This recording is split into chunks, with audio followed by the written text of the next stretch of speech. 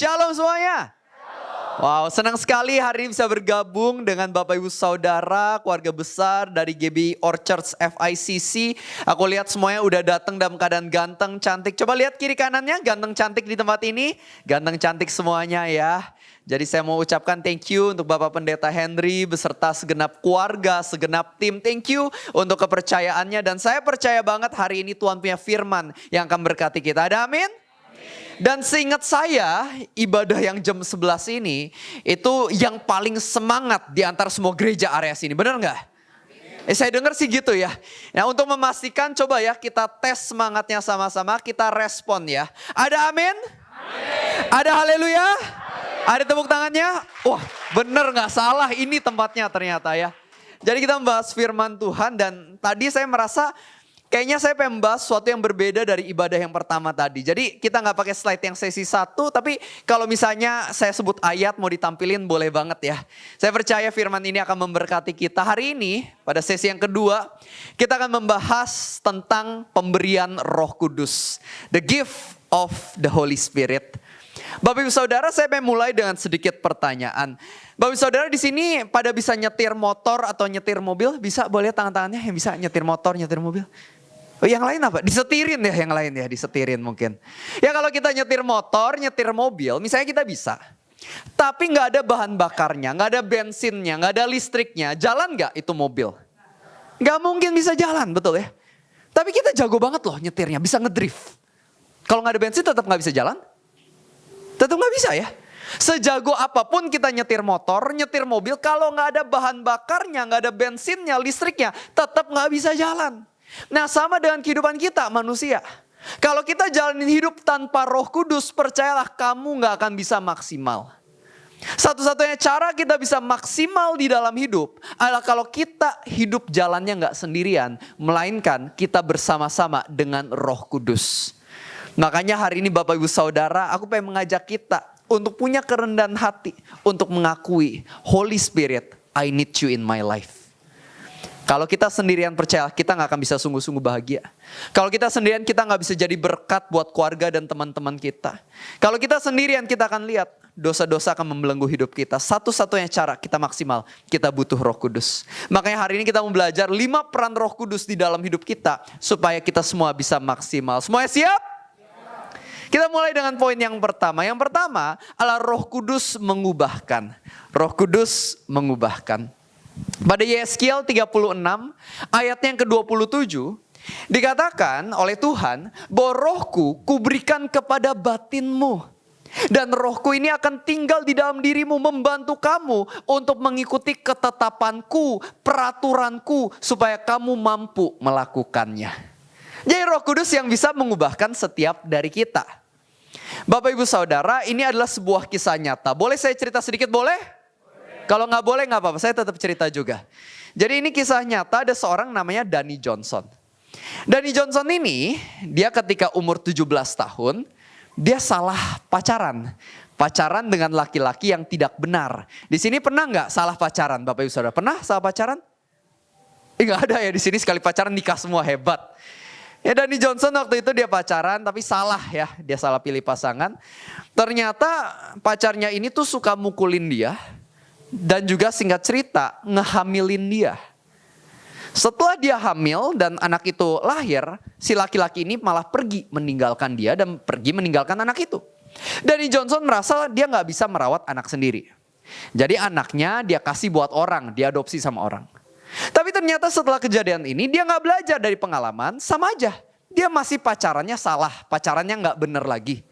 Akhirnya dengan laki-laki yang tidak baik. Laki-laki ini membawa Danny Johnson ke Hawaii. Dan Danny Johnson ini dia, anggapnya waktu itu di Hawaii dia pun dipukulin sama pacarnya ini. Dan juga bahkan lebih parahnya pacarnya ini tuh seorang penipu. Jadi anggapnya si orang ini tuh dia pinjol. Tahu pinjol Bapak Ibu Saudara, pinjol? Singkatan apa? Pinjaman online. Ternyata laki-laki ini pinjaman online dan pakai nama si Danny Johnson. Dan habis itu kabur. Jadi Danny Johnson padahal gak berhutang, tapi jadi punya hutang banyak. Makanya dia bekerja sebagai seorang pelayan di restoran, ngumpulin uang cuman untuk membayar hutang-hutangnya dia. Dia tidurnya aja di mobil, gak punya rumah. Hidupnya itu miskin dan banyak hutang. Kasian sekali. Hingga akhirnya suatu hari, si Danny Johnson ini dia pada suatu malam Natal dia ngumpul sama teman-teman pelayannya itu. Dan mereka ngumpul di pantai untuk pesta narkoba waktu itu. Karena dia terikat narkoba juga. Dia pesta narkoba dan kebesokan paginya dia bangun. Dia merasa hidupnya udah kayak sampah. Dia merasa udah gak ada harapan. Dia teringat selama 2 bulan terakhir dia tidur sama 8 laki-laki hanya demi mendapatkan uang untuk bisa bertahan hidup. Di sana dia merasa hidup dia udah gak ada harapan. Jadi dia masuk ke dalam laut, dia pengen bunuh diri, pengen menenggelamkan diri dia. Tapi setelah dia masuk ke dalam air tersebut, tiba-tiba dia merasa ada yang ngomong di hati dia. Angkat tilammu, berdirilah dan berjalanlah. Di sana dia merasa Roh Kudus lagi ngomong sama dia dan itu membuat dia entah kenapa jadi punya harapan. Entah kenapa dia jadi punya keinginan yang besar, saya mau berubah. Dan dia punya keyakinan, saya bisa berubah dengan pertolongan Tuhan. Jadi dia gak jadi bunuh diri, dia keluar dari dalam air tersebut dan dia berusaha untuk berubah.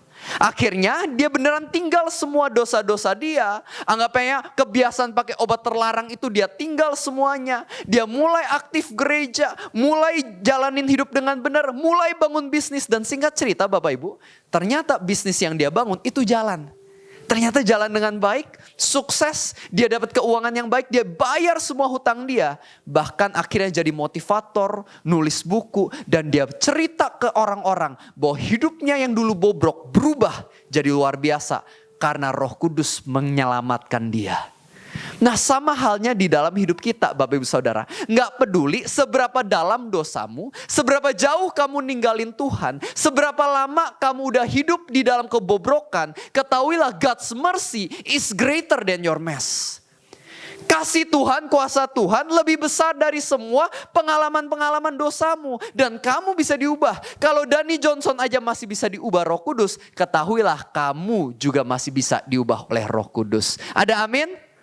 Maka itu hari ini kalau kita tahu ada dosa-dosa yang membelenggu kita. Mau itu kebiasaan nipu, mungkin kebiasaan korupsi, mungkin kebiasaan kita hidup dalam dosa nafsu. Hari ini kita minta pertolongan Roh Kudus dan kamu akan punya kemampuan yang sama ini kamu butuhkan. Amin. Kita angkat tangan kanan yuk, angkat tangan kanan semua, angkat tangan kanan. Tepuk pundak teman sebelah kanan bilang, bro, ayo bertobat bareng Roh Kudus bro.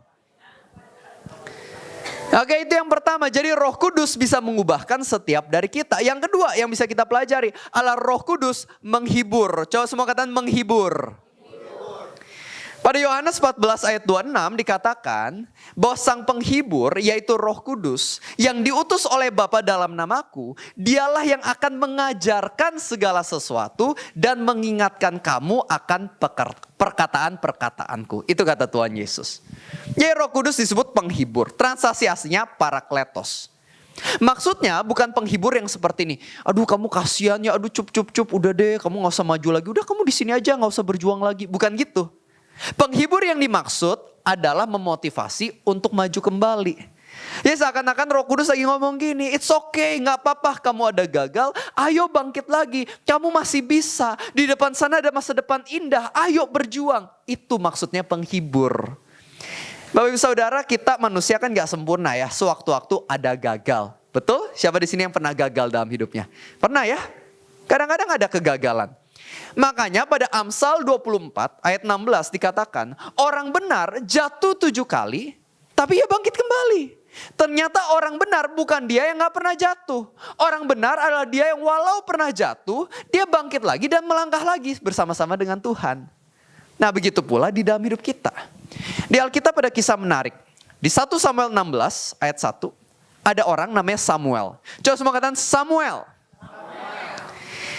Firman Tuhan bilang gini, Tuhan waktu itu bilang ke Samuel, Samuel mau sampai kapan kamu berduka cita karena Saul? Ayo bangkit, isi tandukmu dengan minyak dan pergilah kepada rumah Isai karena ada raja baru yang harus kamu urapin. Sedikit konteks Bapak Ibu Saudara, waktu itu yang namanya Samuel ini dia sudah mengurapi raja yang lama namanya Saul. Tapi ternyata Raja Saul ini nggak berhasil. Dia malah hidup dalam dosa, dia mengalami kejatuhan. Makanya Samuel sedih, ya raja yang aku urapin malah mengalami kegagalan. Dia terpuruk, dia down. Tapi Tuhan bilang gini, mau sampai kapan kamu berduka cita? Ayo move on. Isi tanduk dengan minyak. Minyak itu seringkali untuk menggambarkan roh Tuhan. Jadi Tuhan lagi bilang, isi dirimu dengan rohku dan bangkit lagi. Ayo pergi ke Isai, ada raja baru. Memang Saul gagal, tapi di depan sana ada Daud, raja baru yang baik buat Israel. Nah sama dengan kita harus move on walau ada kegagalan. Bapak Ibu Saudara, saya ceritain pengalaman kegagalan saya. Saya dulu pernah kena investasi bodong. Bapak Ibu Saudara, siapa di sini pernah kena investasi bodong? Boleh lihat tangan-tangannya? Tidak ada, hanya saya sendiri yang bodoh sendiri. Pinter semua di sini ya. Nah jadi dulu saya kena investasi bodong. Nah setelah saya mengalami kegagalan itu tentu saya sedih banget ya. Kehilangan uang lumayan banyak. Tapi saya ingat ya seperti perkataan Tuhan, ya isi diri dengan Tuhan. Jadi saya berdoa ke Tuhan. Pas saya lagi doa cerita ke Tuhan, Tuhan ingetin saya, Revi gak apa-apa. Kamu sempat gagal, tapi biar ini jadi pembelajaran. Supaya lain kali jangan serakah, lain kali lebih bijaksana investasinya. Oh siap Tuhan, saya belajar dari pengalaman saya. Nah makanya sampai hari ini ya udah tetap melayani Tuhan dan investasi dengan lebih bijaksana sekarang. Saya bandingkan sedikit dengan ada orang yang saya tahu. Orang ini ketika dia kehilangan uang dalam jumlah banyak, tahu apa yang dia lakukan? Dia nyalakan api dan lompat ke dalam api tersebut. True story. Inilah perbedaannya. Orang yang kenal Tuhan sama gak kenal Tuhan. Orang kalau gak kenal Tuhan dia gagal, dia gak mau bangkit lagi. Tapi orang yang kenal Tuhan walau sempat gagal, dia mau bangkit lagi dan melangkah lagi bersama-sama dengan Tuhan. Dan saya gak tahu Bapak Ibu Saudara pernah punya kegagalan apa. Mungkin contoh ya. Siapa di sini yang pernah dulu punya pacar, habis itu diselingkuhin sama pacarnya? Pernah di sini pengalaman? Nggak ada ya? Jangan-jangan kamu yang selingkuhin ya? Atau mungkin kita udah menyatakan perasaan kita, I love you, malah ditolak. Atau mungkin kita udah PDKT, pendekatan, pengennya jadian, malah jadinya sebastian, sebatas teman tanpa kepastian misalnya. Ya mungkin ini kegagalan yang seringkali bikin kita jadi terpuruk. Apakah mungkin saya akan mendapatkan seorang pasangan yang tepat? Tapi hari ini Tuhan mau bilang move on, gak apa-apa. Dulu sempat gagal hubungannya, akan ada kok pasangan yang benar di depan sana. Atau mungkin kita pernah lakuin project, bangun usaha. Pikir mau untung, tahu-taunya buntung, tahu-taunya rugi. Dan kita berpikir kayaknya aku gak bisa deh bangun usaha. Jangan mikir gitu. Tapi punya pemikiran yang benar. Aku memang pernah gagal usahanya. Tapi aku percaya sama Tuhan. Tuhan bisa kasih usaha baru yang lebih baik. Gitu mikirnya. Makanya kan kalau kita nyetir mobil, lebih besar kaca depan atau kaca spion? Kaca depan ya. Kaca spion jauh lebih kecil. Karena kaca depan ya lebih penting. Kaca spion kita lihat, tapi jangan kelamaan lihatnya. Pernah gak di sini ada yang nyetir ke Bandung 2 jam 3 jam? Selama 3 jam itu kita lihatnya kaca spion terus 3 jam. Pernah gak? Apa yang terjadi kalau kita lihatnya kaca spion 3 jam? Nabrak ya kan? Kita lihat kaca spion cuma bentar supaya ngerti keadaan. Supaya kita bisa melaju ke depan dengan lebih baik lagi. Nah sama dengan kehidupan. Masa lalu ya kita lihat sebentar, renungin sebentar, pelajarin bentar. Supaya kita maju ke depan lagi. Bukan kelamaan lihat masa lalu. Saya kasih sedikit perumpamaan. Boleh saya minta Bro Matthew kembali sama Bro Tian ya bantu kita. Kita tepuk tangan buat teman kita ya. Nah kenalin buat yang belum kenal. Ini Tian, ini Matthew. Nah sorry? Tias, sorry. Salah. Nah jadi bisa ada sana ya. Bisa sejajar bisa munduran. Oke, Tias sama Matthew. Nah kita mau lomba lari Bapak Ibu Saudara. Menurut Bapak Ibu Saudara yang menang Tias atau Matthew? Coba kita ulang sekali lagi ya. Tias atau Matthew? Oh Matthew nih, kelihatannya Matthew pendukungnya lebih banyak. Oke Matthew ya. Nah jadi Matthew kita mau coba lomba lari tapi kamu hadapnya ke sana. Hadap ke sana. Kamu gak boleh lihat ke sini ya, kamu hadapnya ke sana. Ya kalau Bro Tias ya jalan aja lurus ke depan. Bro Matthew jalannya mundur ya, ngadepnya ke sana ya. Kita coba lihat siapa yang menang ya. Oke, semuanya siap ya? Semuanya siap? Kita hitung sampai 3 ya. 1, 2, 3. Ayo lomba. Oke. Yuk, silakan kita tepuk tangan buat mereka semua ya. Silakan boleh duduk lagi. Nah, tapi barusan kita lihat apa? Kita lihat bagaimana Bro Tias karena dia mandangnya ke depan, dia bisa lebih efektif, bisa lebih cepat. Sedangkan Bro Matthew, dia lebih sulit. Kenapa? Karena dia melihatnya ke belakang fokusnya dan bukan ke depan. Makanya gak bisa maksimal. Nah sama halnya dengan hidup kita. Kamu mau maksimal? Pandanglah ke depan dan bukan ke belakang. Masa depanmu gak ditentukan oleh masa lalumu. Tapi masa depanmu ditentukan oleh janji Tuhan di dalam hidup kamu. Ada amin? Kita angkat tangan kiri yuk, angkat tangan kiri, angkat tangan kirinya. Tepuk pundak tangan sebelah kiri bilang, sis, jangan menyerah. Move on sis, move on. Ya, itu poin yang kedua. Roh Kudus menghibur kita supaya kita maju kembali. Yang ketiga, Roh Kudus memberikan kita hikmat. Coba semua katakan hikmat. Pada Yohanes 16 ayat 13 dikatakan bahwa ketika roh kebenaran datang, yaitu Roh Kudus, ia akan memimpin kamu ke dalam seluruh kebenaran. Saya pengen kasih sebuah pertanyaan. Bapak Ibu Saudara, coba ya kita nanti jawab sama-sama. Bapak Ibu Saudara tahu itu nggak yang namanya Adam? Adam, tahu nggak Adam? Bukan suami Inul Daratista yang kumisan itu, bukan Mas Adam yang itu, bukan ya. Adam yang di kitab Kejadian, tahu ya? Adam di kitab Kejadian punya pusar nggak? Ayo, punya nggak? Ih, nggak ditulis di Alkitab Pak Revi. Oke, tenang, nggak usah eksmosi dulu ya. Itu pertanyaan pertama. Pertanyaan kedua gini. Bapak Ibu Saudara, kalau misalnya presiden Indonesia tahun 2040, siapa namanya? Nggak tahu ya, nggak tahu ya. Oke, nggak tahu juga. Pertanyaan ketiga. Kalau saya kasih buku fisika anak SMA ya, ada 100 pertanyaan fisika. Bapak Ibu jawab, 100 nomor. Benar nggak semuanya 100 nomor? Enggak lah Pak, 1 nomor aja belum tentu benar Pak. Kan gitu ya. Intinya apa sih? Masa lalu kita nggak sepenuhnya ngerti. Masa depan kita nggak sepenuhnya ngerti. Masa sekarang kita juga nggak sepenuhnya ngerti. Makanya penting banget jangan andalin pengertian kita sendiri. Tapi andalin hikmat dari Tuhan. Ketahuilah, makanya Amsal 3 ayat 5 dikatakan percayalah kepada Tuhan dengan segenap hatimu dan jangan andalkan pengertianmu sendiri. Pengertian kita terbatas banget. Makanya di Alkitab waktu itu ada orang namanya Salomo. Coba semua katakan Salomo. Salomo waktu itu dia ini ditanya sama Tuhan, Momo, itu nama panggilan Salomo. Momo, kamu minta apa dari aku? Salomo bilang, Tuhan, ini kan aku mimpin bangsa tuh besar banget, bangsa Israel. Saya gak bisa sendirian, saya butuh hikmat dari Tuhan. Ya Tuhan, bagus permintaan kamu. Oke, saya kasih. Tuhan kasih hikmat buat Salomo. Gak lama kemudian ada kasus pertama. Muncullah 2 ibu-ibu yang bertengkar. Kalau ada 2 ibu-ibu yang bertengkar, ini masalah besar sekali Bapak Ibu Saudara.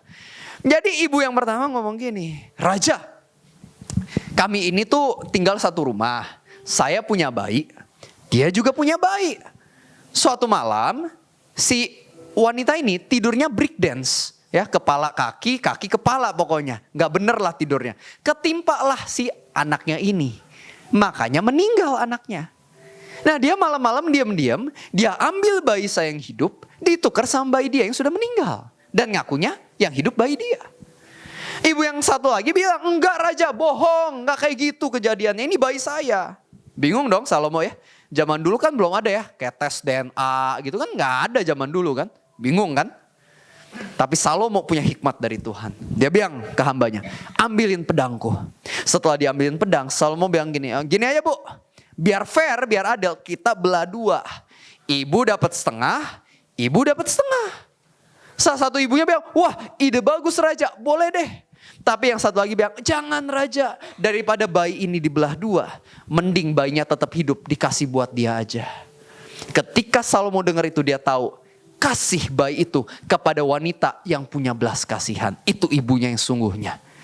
Pas orang-orang lihat ini, Alkitab bilang semuanya pada kaget. Semuanya pada bilang, wow. Coba semuanya bilang itu, wow. Semuanya pada bilang, wow. Salomo luar biasa. Kenapa? Karena dia punya hikmat yang berasalkan daripada Tuhan. Nah sama dalam hidup kita. Kita mau ambil keputusan dalam hidup. Banyak gak ngertinya sebenarnya. Banyak gak taunya. Mau di pekerjaan, hubungan, kesehatan. Banyak gak ngertinya. Makanya minta hikmat dari Tuhan. Ada sebuah kisah nyata dari gereja saya. Ada seorang jemaat. Dia ini tuh punya hobi. Pelihara burung Bapak Ibu Saudara. Ya, hewan burung yang bisa nyanyi itu dia pelihara. Dia koleksi gitu kan. Suatu hari burungnya ini jatuh sakit. Jadi singkat cerita karena burungnya sakit dia bingung. Aduh harus ngapain ya. Jadi dia doa minta hikmat sama Tuhan. Ketika dia minta hikmat. Dia merasa Roh Kudus kasih hikmatnya. Kan manusia kalau dikasih obat sembuh. Burung dikasih obat juga bisa sembuh. Jadi dia dengan pengertian yang dia punya, dia racik obat sendiri, dia kasih untuk hewan peliharaan burungnya itu. Dan ternyata setelah minum, burungnya sembuh ternyata. Setelah itu dia doa lagi, minta hikmat lagi, dan Roh Kudus kasih hikmat gini. Itu kan di Facebook banyak tuh ya, kamu punya grup para pecinta burung, para kolektor burung. Tawarin aja itu obat. Oke, dia tawarin tuh ke grup Facebook. Burung saya pernah sakit, dikasih obat sembuh. Kalian yang burungnya mungkin lagi sakit, mau gak nih cobain obat racikan saya? Ternyata banyak yang mau. Banyak yang pesan, banyak yang beli, dan ternyata omset dia gak cuman ratusan ribu, gak cuman jutaan, gak cuman puluhan juta, tapi MM-an dari jualan obat burung Bapak Ibu Saudara. Nah, apa sih pesan moral yang bisa kita pelajari hari ini? Pesan moralnya, kalau mau kaya jual obat burung. Enggak ya, bukan itu, bercanda. Tapi hikmatnya apa? Adalah kalau kita mau ambil keputusan yang benar, yang luar biasa, minta hikmat dari Tuhan. Dia gak pernah kebayang loh, hidupnya bisnis jualan obat burung, gak pernah kebayang. Tapi karena dia doa, dia dapat hikmat dari Tuhan. Nah, sama dengan hidup kita. Makanya sekali lagi, kalau pengen melangkah ke masa depan terbaik, maka sering-sering minta hikmat dari Tuhan. Amin. Yuk kita angkat lagi tangan kanan kita, angkat tangan kanannya. Tepuk pundak teman sebelah kanan, bilang, bro, jangan so tahu, lu butuh hikmat Tuhan bro. Ya, poin yang keempat Bapak Ibu Saudara yang bisa kita pelajari adalah Roh Kudus memimpin kita. Roh Kudus memimpin kita. Pada Roma 8 ayat 14 dikatakan bahwa semua orang yang dipimpin oleh Roh Tuhan adalah anak Tuhan. Di Alkitab ada karakter namanya Filipus. Coba semua katakan Filipus. Di Kisah Para Rasul dibilang Filipus waktu itu, dia ngelihat ada kereta kuda yang lagi lewat, isinya nih Sida Ethiopia atau petinggi Ethiopia. Baru aja dari Yerusalem habis beribadah, dan di dalam kereta kuda lagi baca kitab Nabi Yesaya waktu itu. Tapi kan ya si Filipus ini gak tahu apa-apa, dia cuma lihat dari kejauhan. Terus Roh Kudus, dikatakan Alkitab, Roh Kudus memimpin Filipus untuk pergi menjumpai si Sida Ethiopia ini. Jadi udah Filipus lari ke sebelah kereta kuda ini. Dia nanya, bos lagi baca apa bos gitu. Nah habis itu orang ini bilang, ini nih kitab Nabi Yesaya. Kalau ngerti ajarin dong. Ngerti? Oke, masuk ajarin saya. Akhirnya Filipus masuk dan ngajarin Sida Ethiopia ini tentang kitab Nabi Yesaya. Akhirnya si orang ini jadi percaya sama Tuhan Yesus. Dan dia bilang ke Filipus, boleh gak baptis saya sekarang? Oke, kata Filipus.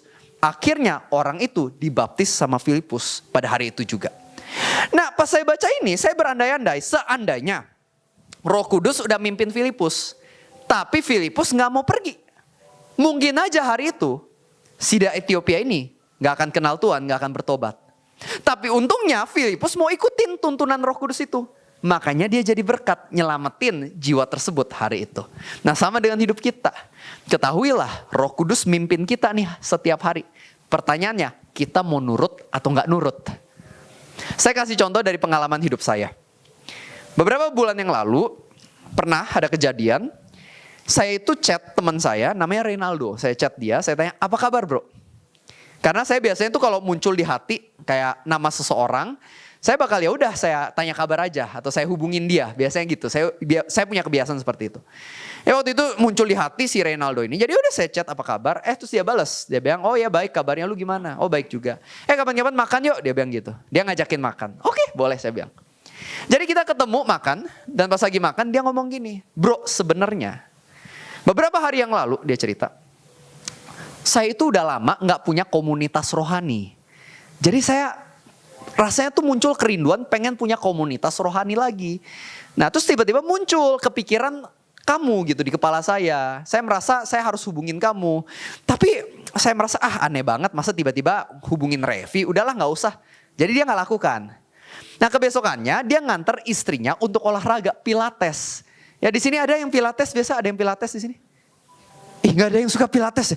Pada suka olahraga gak di sini? Gak suka juga, sukanya makan ya.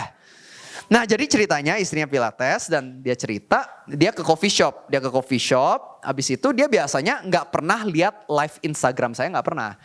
Tapi entah kenapa hari itu dia lihat, dia penasaran. Jadi dia masuk ke live Instagram saya. Kebetulan banget hari itu saya bahasnya tentang pentingnya komunitas rohani. Jadi muncul lagi di hati dia, hubungin Revi. Tapi dia lagi-lagi berpikir, nggak usah lah gitu. Jadi dia nggak hubungin saya. Tahu-taunya siangnya saya yang chat dia duluan, apa kabar? Di sana dia merasa nggak salah lagi nih. Kayaknya Roh Kudus yang mimpin kita harus ketemu. Akhirnya kita beneran ketemu dan sampai hari ini akhirnya dia ikut komunitas rohani saya, bertumbuh dimuridkan bersama-sama saya sampai hari ini. Nah ini contoh aja. Bagaimana ketika kita dipimpin Roh Kudus kita mau ikutin, di situ pasti ada rencana dari Tuhan. Ada sebuah kesaksian nyata, seorang pendeta di Amerika, namanya Pastor Wayne Cordero. Pastor Wayne ini suatu hari Minggu pagi lagi nyetir mobil ke gereja mau khotbah. Pas lagi nyetir mobil, di tengah jalan dia lihat ada sampah-sampah berserakan. Botol-botol bir bekas itu di mana-mana gitu. Jadi kotor sekali jalanan. Dan di Amerika di area itu beda sama misalnya kita di Indonesia kan sampah di jalanan mungkin udah biasa banget ya kan. Tapi di area tersebut di Amerika itu biasa nggak pernah ada sampah. Jadi Pastor Wayne ketika ngelihat banyak banget sampah itu hatinya tuh nggak enak, rasanya kesel gitu. Oh siapa sih ini buang sampah sembarangan? Terus Roh Kudus ngomong gini di hati dia, kamu bersihin sampah-sampah itu. Terus dia ngomong gini ke Roh Kudus, oh Tuhan itu kan bukan sampah saya, ngapain saya buang? Nggak mau, dia nggak mau. Akhirnya dia ya udah lanjutin perjalanan, dia sampai ke gereja, dia khotbah, dan setelah khotbah dia pulang lewat jalan yang sama. Ketika dia lewat jalan yang sama, sampah-sampahnya masih ada. Muncul lagi di hati, Roh Kudus ngomong, kamu bersihin. Tapi Pastor Wayne tetap gak mau. Jadi dia lanjut lagi, jalan sampai rumah. Setelah dia sampai ke rumah, Roh Kudus masih ngomong di hatinya, kamu balik, bersihin. Akhirnya ya udah, dengan meskipun hatinya rasanya berat, tapi dia memutuskan taat. Dia pergi balik ke area itu dan dia bersihin tuh sampah-sampah, botol-botol bir semuanya. Dia masukin ke kantong sampah, dia bawa, udah buang ke tempat sampah. Singkat cerita beberapa hari kemudian, pas lagi di gereja, ada sepasang suami istri datang. Mereka bilang gini, Pastor Wayne, kami mau berjemaat di gerejamu. Oh puji Tuhan kata Pastor Wayne. Kenapa kok mau berjemaat di sini? Terus mereka bilang gini, karena kami lihat Pastor Wayne waktu itu di pinggir jalan. Kami lihat Pastor Wayne lagi ambilin itu botol-botol bir. Terus Pastor Wayne, itu tapi bukan saya yang minum ya birnya ya. Iya Pastor, kita tahu itu bukan birnya Pastor. Kami tahu itu sampah orang lain, bukan sampahmu. Tapi kamu rela bersihin yang bukan sampah kamu itu. Makanya kami pikir kalau sampah yang bukan milikmu aja kamu mau bersihin, begitu pula anggap aja jemaat gereja kan banyak masalah, banyak sampah. Meskipun itu bukan masalahmu, kami percaya engkau membantu kami untuk menyelesaikannya. Makanya kami pengen berjemaat di sini. Jadi di sini ternyata Pastor Wayne ketika dia taat sama pimpinan Roh Kudus, ada rencana bagi Roh Kudus dalam hidupnya. Nah sama halnya dalam hidup kita Bapak Ibu teman-teman. Roh Kudus ketika mimpin kamu ngelakuin sesuatu meskipun rasanya gak enak, rasanya aneh, rasanya gak biasa. Kalau kamu tahu itu Roh Kudus yang pimpin, taat deh. Nanti kamu lihat pasti ada hasil yang luar biasa. Amin. Yuk kita sebutan yuk buat Tuhan kita yang luar biasa. Itu poin yang keempat Bapak Ibu Saudara. Poin yang kelima Bapak Ibu Saudara. Poin yang terakhir, poin yang kelima. Allah Roh Kudus memberikan kita kuasa. Coba semua katakan kuasa. Roh Kudus kasih kita kuasa. Pada Kisah Para Rasul 1 ayat yang ke-8 dikatakan engkau akan menerima kuasa ketika Roh Kudus turun ke atas kamu. Dan engkau akan menjadi saksiku ke Yerusalem, Yudea, Samaria, bahkan sampai ke ujung bumi. Jadi ada kuasa ketika kita datang ke Roh Kudus. Kita bisa mengakses kuasa Tuhan lewat sarana yang namanya doa. Coba semua katakan doa. Yakobus 5 ayat 16 dikatakan doa orang benar apabila dengan yakin didoakan sangat besar kuasanya. Doa itu penuh kuasa. Kita percaya gak sih sama kuasa doa? Aku kasih sebuah cerita. Jadi pada suatu ketika ada sebuah gereja yang lokasinya berseberangan sama sebuah klub malam. Bapak Ibu Saudara tahu klub malam di Jakarta biasa namanya apa aja? Enggak ada yang tahu ya, bagus. Di sini semuanya taunya gereja doang. Nah jadi ceritanya gereja ini berseberangan sama klub malam. Dan habis itu si pendetanya ini kayak kesel. Soalnya pendeta ini merasa terganggu karena kehadiran klub malam ini. Malam-malam kan jedes gitu. Gak suka si pendetanya. Jadi dia kumpulin jemaatnya, dia ajak jemaatnya, ayo kita doa sama-sama supaya Tuhan merubuhkan klub malam ini gitu. Terus sudah mereka doakan sama-sama. Gak lama kemudian suatu hari Terjadi badai besar dan ada petir yang besar sekali menyambar itu klub malam. Dan klub malam itu hancur karena kesambar petir.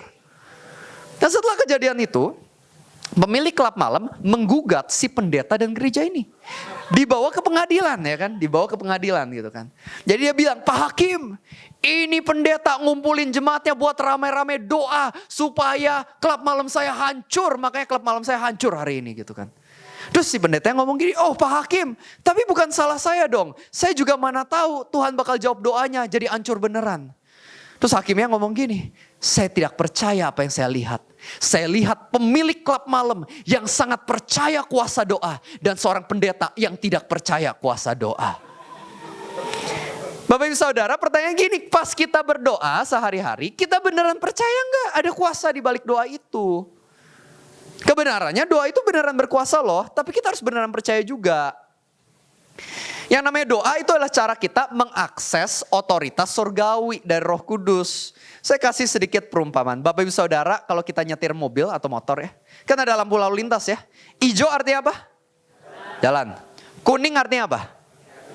Hati-hati. Ini bagus loh. Gereja lain saya tanya, kuning apa? Makin gas kak, gitu katanya. Tapi gereja lain sini baik, hati-hati. Kalau merah, stop, berhenti. Nah Bapak Ibu Saudara, kalau misalnya nih ada mobil ya, di Jaksel misalnya, ada lampu merah dia gas, zoom gitu kan, dia terobos. Tiba-tiba polisi kan keluar kan muncul, set, stop gitu kan. Biasa polisi gitu ya, pas kita udah melanggar baru tuh dia muncul tiba-tiba kan. Nah dia stop gitu. Terus mobilnya berhenti. Pertanyaannya gini, itu mobil sama polisi sebenarnya lebih kuat yang mana? Mobil dong, kalau mobil itu jalan terus ketabrak mental polisinya. Tapi meskipun mobilnya lebih kuat, kenapa mobilnya malah berhenti ketika polisi kasih tangan? Karena polisi ini punya otoritas dari negara. Kalau mobil ini jalan terus padahal udah dihentiin, dia bakal kena masalah lebih besar. Makanya dia berhenti. Dia tahu nih polisi punya otoritas dari negara. Nah sama pas kita doa, ketahuilah pas kamu doa itu kamu lagi dapat otoritas dari sorga. Makanya kita harus banyak berdoa. Ketika mungkin ada yang sakit kita doa. Contoh ya, saya diceritain ada teman saya pelayanan ke pedalaman, dia cerita ada orang sakit tumor gede gitu bulat. Dan dia doa dalam nama Tuhan Yesus sembuh. Dan apa yang terjadi? Tumornya tiba-tiba jatuh di depan mata dia, sembuh. Gak make sense, gak masuk akal. Biasa dia juga gak bisa yang kayak gitu-gitu. Tapi dia tahu pada detik itu, pas dia doa, otoritas dari sorga, kuasa Roh Kudus yang menolong dia sehingga orang itu sembuh lewat dia. Nah sama, bukan cuma pendeta loh yang bisa adain keajaiban. Setiap dari kita kan pengikut Tuhan juga. Setiap dari kita kan bisa punya keintiman sama Roh Kudus juga. Setiap dari kita juga bisa punya kuasa yang sama untuk nyembuhin penyakit dan keajaiban lain. Bukan cuma atas penyakit loh, tapi pas kita doa kita juga berkuasa atas yang namanya roh jahat. Tadi baru ngobrol sama Pak Henry juga. Pak Henry tadi sempat ceritain pengalamannya ya. Ada ketemu yang namanya roh jahat. Waktu itu setan gede besar. Dan dia berdoa dan itu malah kabur roh jahatnya. Ketahui pas kita doa ada otoritas dari sorga. Kita lebih berkuasa dari roh jahat manapun. Siapa di sini yang masih takut setan? Ada yang takut setan di sini? Takut setan? Ih gak ada, berani semua, hebat di sini ya. Ya, cuman kalau ada yang masih takut, saya cerita sedikit pengalaman saya. Dulu waktu saya zaman sekolah, SMP, SMA, saya tuh takut banget sama yang namanya horor atau setan. True story. Saya masih ingat pengalaman saya SMP kelas 7. Itu saya sekolah, guru Inggris saya maksa kita nonton horor Bapak Ibu Saudara. Iya, jadi kita disuruh nonton horor terus nanti pertanyaan bahasa Inggrisnya dari film horor. Ini guru Inggris loh. Ya kan disuruh nonton horor. Wah saya habis nonton 2 minggu saya gak bisa tidur Bapak Ibu Saudara. Saya benar-benar takut banget. Singkat cerita, pas saya kuliah, itu awal mula saya beneran kenal Tuhan. Zaman sekolah saya gak kenal Tuhan, cuman Kristen KTP. Tapi pas kuliah saya benar-benar kenal Tuhan. Dan pas saya kenal Tuhan, singkat cerita gak lama kemudian, ada teman-teman saya yang ngajakin saya ke rumah hantu. Ya karena waktu itu lagi Halloween di negara tersebut tuh kalau Halloween tuh kayak meriah lah, banyak rumah hantu lah dibuka kayak gitu. Saya tuh nggak mau, saya bener nggak mau sama sekali. Tapi ya namanya saya seperti dijebak gitu kan ya. Akhirnya saya keikut gitu ya masuk. Wah saya udah deg-degan banget, saya takut setengah mati. Tapi ternyata pas saya masuk, saya kaget. Saya nggak takut sama sekali. Saya sendiri bingung. Kok gue nggak takut ya? Bingung saya. Saya jalan kok saya nggak takut, teman-teman saya teriak kok saya nggak takut ya. Saya bingung. Nggak cuman itu, saya dijebak lagi. Nonton film horor. Pernah nggak dijebak sama teman nonton film horor? Dibilangnya nonton film kartun, pas kita masuk, kok horor gitu, pernah nggak? Ya kurang lebih kayak gitu ya. Saya nonton, saya pikir saya bakal takut. Nonton nggak serem sama sekali, nggak takut. Pulang jam 3 pagi, nggak takut, tidur aja. Teman saya rumahnya katanya ada hantu, panggil saya, doain dong. Ya udah saya datang, doain aja, nggak ada apa-apa, saya baik-baik aja, nggak takut. Saya di sana baru sadar, ketika saya intim sama Tuhan, intim sama Roh Kudus, saya nggak lagi takut loh sama roh-roh jahat. Nah sama di dalam hidup Bapak Ibu Saudara, nggak usah takut sama roh jahat. Roh yang dalam diri kita lebih besar daripada roh yang ada di dunia. Makanya kalau misalnya ya ada rumah kita, rumah orang, mungkin ada barang goyang-goyang, nggak usah takut lagi, doa aja. Dalam nama Tuhan Yesus, setan keluar gitu. Jangan malah doanya, setan kamu keluar. Kalau kamu gak keluar, aku yang keluar. Jangan kayak gitu. Mulai hari ini ketahuilah kita bisa akses kuasa Roh Kudus lewat sarana doa. Amin. Kita angkat tangan kiri yuk, angkat tangan kirinya. Tepuk pundak teman sebelah kiri, bilang sis, gak usah takut sama setan sis. Ada kuasa dalam diri lu. Saya tutup dengan 2 cerita terakhir Bapak Ibu Saudara. Ini adalah sebuah kisah nyata. Ada seorang bernama Joakim waktu itu. Dan Joakim lagi jalan di tengah kota dan habis itu ada beberapa orang yang kelihatannya lagi syuting. Ada yang bawa kamera, ada yang bawa mikrofon. Dan mereka datang kepada Joakim, mereka bilang gini, Pak boleh nggak kita mau interview sebentar. Nanti mau masuk ke TV. Kita dari Norton Antivirus. Oh boleh kata Joakim ini. Singkat cerita di tengah interview, orang yang mewawancarai ini, dia bilang gini, Pak, mau nggak Bapak lempar HP Bapak ke sungai, nanti kita gantiin 5.000 euro. Dan si Joakim ini berpikir, dia hitung-hitung, HP dia harganya sama 5.000 euro. 5.000 euro jauh lebih banyak, berkali-kali lipat. Jadi dia nanya lagi, ini serius beneran? Iya beneran Pak. Lempar HP ke sungai, kita kasih 5.000 euro, dikasih uangnya ditampilin gitu. Si Joakim bilang, ini nggak bohong-bohongan nih, bener nih. Jadi dia beneran ambil handphonenya, dia lempar ke sungai dan dia beneran dapat uang tersebut 5.000 euro. Wah pas pulang dia seneng banget ya kan. Wah cuan nih, untung banyak nih. Nah singkat cerita ya beberapa bulan kemudian iklannya udah jadi, muncul di TV. Dia nonton kan? Pas dia nonton dia kaget. Kenapa? Karena ternyata yang ditawarin 5.000 euro itu bukan cuma dia. Banyak orang-orang udah ditawarin. Tapi semua orang yang ditawarin sama pewawancara ini, mereka semua bilang enggak, no, tidak, ogah, enggak mau. Semuanya nolak. Baru sampai akhir, dia satu-satunya yang ketika ditawarin, kamu mau enggak? Dia mau dan beneran dapat uang itu. Dan ketika dengar kisah ini saya berpikir sama dengan hidup kita. Ketahuilah Roh Kudus ditawarkan kepada semua orang. Hanya saja enggak semua orang yang mau menerima Roh Kudus yang sudah ditawarkan oleh Tuhan tersebut.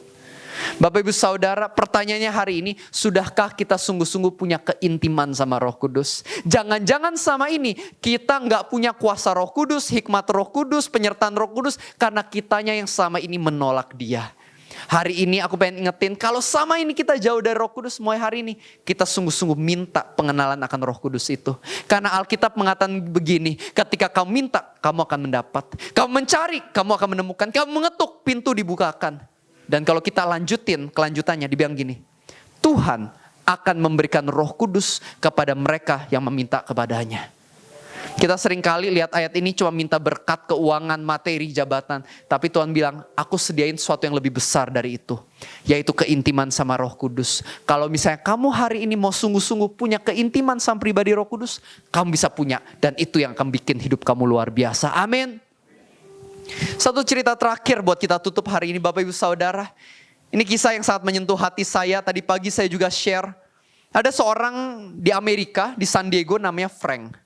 Frank ini adalah seorang ayah dan dia punya anak yang udah cukup tua, cukup dewasa, umurnya 32 tahun anaknya ini.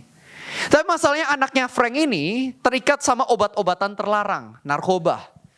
Singkat cerita anak dari Frank ini lari dari rumah, lari dari papanya, dia pindah kota dari San Diego, dia pindah ke Denver waktu itu. Dan setelah beberapa waktu si Frank, si ayah, dia berpikir, anaknya udah lama kabur dari rumah. Nggak punya pekerjaan, nggak punya uang, terikat sama narkoba. Jadi Frank berpikir anak ini pasti udah jadi homeless sekarang. Gak punya tempat tinggal. Dan kalau dibiarin, dia bisa meninggal. Jadi Frank mengambil keputusan, dia tinggalin San Diego, dia tinggalin rumah. Dia pergi ke Denver untuk cari anaknya tersebut. Dia datang ke sebuah gereja yang terkenal suka bantuin para homeless. Dia bilang, ini nama anak saya, ini fotonya. Menurut saya dia udah jadi homeless nih. Bantu saya dong nyari anak saya. Akhirnya gereja itu bantuin dan Frank bersama dengan gereja ini mencari anak tersebut dan singkat cerita ketemu. Setelah anak ini ketemu, benar keadaannya homeless dan lagi mabok karena obat terlarang. Ketika Frank datang ke anaknya malah kabur lari dari si Frank. Tapi Frank ngejar anaknya dan peluk anaknya dari belakang sambil menangis ngajakin anaknya pulang. Anaknya tetap gak mau pulang. Jadi Frank mikir gini, kalau anakku gak mau pulang sama aku, kalau gitu aku yang akan tinggal sama dia. Jadi anaknya tinggal di kolong jembatan, Frank ikut tinggal di kolong jembatan. Anaknya cari makanan di tempat sampah, Frank cari makanan di tempat sampah bareng anaknya. Sampai setelah sekitar 1 minggu, karena anaknya ini lifestyle-nya gak jelas, dia sakit-sakitan parah sekali. Dibawa sama Frank, dirawat di rumah sakit. Tapi bahkan di rumah sakit aja, dia kabur dari rumah sakit, nyolong uang orang lain demi beli obat-obatan terlarang. Tapi di tengah keadaan anak yang udah bobrok ini, si Frank tetap aja gak mau nyerah. Dia terus menunjukkan kasih kepada Frank, kepada anaknya tersebut. Dengan harapan suatu hari anaknya ini bisa sadar akan kasihnya dan mau berubah kembali pulang ke rumah. Dan Frank terus konsisten nunjukin kasih kepada anaknya ini. Bahkan sampai akhirnya anak ini meninggal karena penyakit-penyakit yang dia punya. And this is a true story. Pas saya dengar kisah ini, saya sangat teringat dengan juru selamat kita, yang namanya adalah Tuhan Yesus. Bukankah Alkitab kita yang bilang kalau Bapa di bumi aja yang tahu namanya berbuat dosa bisa begitu mengasihi anaknya dan memberikan yang terbaik untuk anaknya. Bukankah lebih lagi Bapa di sorga mengasihi anaknya dan mau memberikan yang terbaik untuk anaknya. Dan bukankah itu yang Tuhan Yesus lakuin buat kita? Tuhan Yesus bukan sekedar ninggalin San Diego untuk pergi ke Denver. Tuhan Yesus rela tinggalin surga dan datang ke bumi menjadi manusia sama seperti kita. Dia jalanin hidup sempurna yang kita gak bisa jalanin. Dan dia ambil hukuman yang harusnya kita terima. Dan dia lakukan ini untuk satu tujuan, yaitu untuk nunjukin betapa besar kasihnya buat kita. Dengan harapan suatu hari kita sadar sehingga kita suatu hari mau ninggalin dosa dan kembali ke sisinya.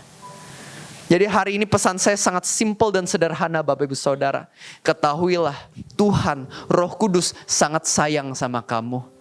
Jauh lebih enak, jauh lebih bahagia, jauh lebih maksimal kalau kita mau hidupnya sama Roh Kudus dan bukan sama dosa-dosa kita. Ketika kamu jalan sama Roh Kudus, kamu akan lihat banyak hal-hal luar biasa yang Tuhan sudah sediakan buat hidup kamu. Amin. Kita tepuk tangan yuk buat Tuhan kita yang luar biasa.